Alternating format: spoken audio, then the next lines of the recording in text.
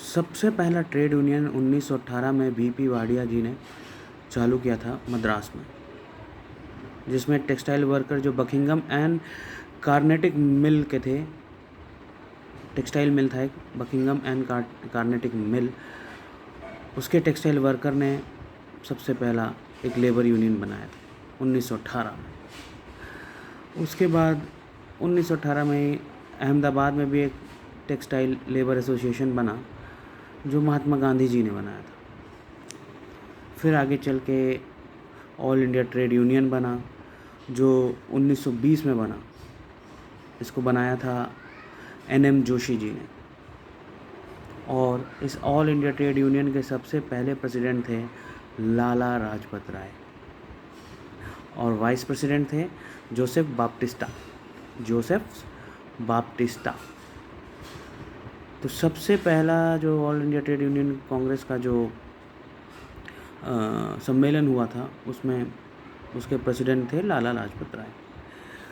और इसके बाद ये काफ़ी पूरे ट्रेड यूनियन काफ़ी उतार चढ़ाव से गुजरा है। कई बार कहते हैं कि 1926 से लेकर के 1939 तक ये ट्रेड यूनियन अपने रिवोल्यूशनरी फेज़ पे आ गया था। इसके बड़े जो लीडर्स थे ट्रेड यूनियन के, एम.एन. रॉय थे, मुज़फ़्फ़र अहमद थे, एस.ए. डांगे थे, शौकत उस्मानी थे। ये एम.एन. रॉय वही हैं जिन्होंने कम्युनिस्ट पार्टी ऑफ इंडिया की स्थापना करी थी ताशकंद में 1920 में।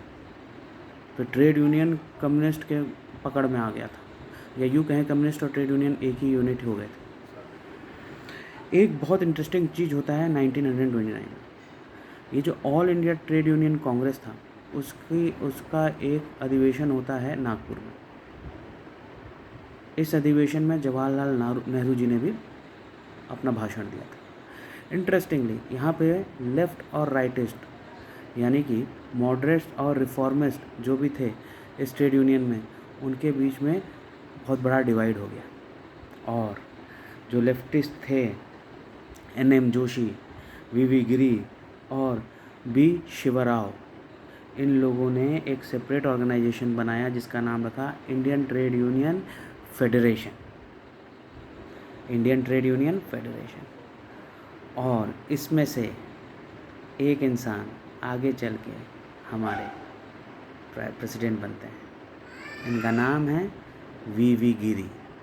ये नाम याद रखिएगा, ये ट्रेड यूनियन से एसोसिएटेड थे वीवी गिरी जी, और आगे चल के प्रेसिडेंट बनते हैं। ये है पूरी स्टोरी। धन्यवाद।